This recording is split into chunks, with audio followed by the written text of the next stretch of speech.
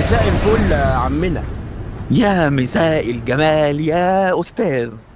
معلش بس حضرتك ممكن توصف لي اروح منين عيادات الامل؟ يا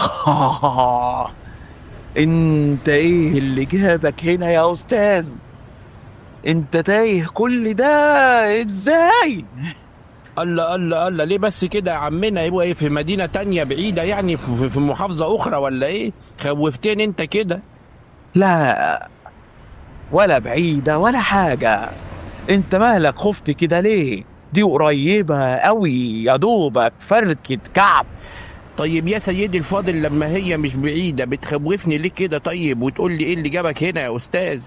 انا بس مستغرب انك في عصر الجي بي اس ولسه بتسأل. طب الحمد لله الحمد لله ان انا سألت حضرتك بقى وطلعت عارف المكان عشان تقدر توصف لي بسهولة ان شاء الله. اوصف لك ايه؟ انا مش عارف ولا فاهم انت بتتكلم معايا في ايه بالظبط.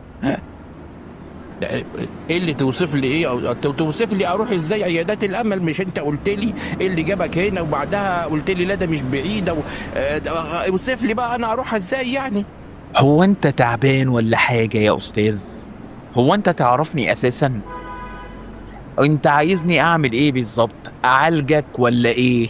لا حول ولا قوه الا بالله. انت عيان طيب يا حاج؟ انت عندك زهايمر ولا ايه بقى؟ اروح اشوف حد تاني اساله طيب؟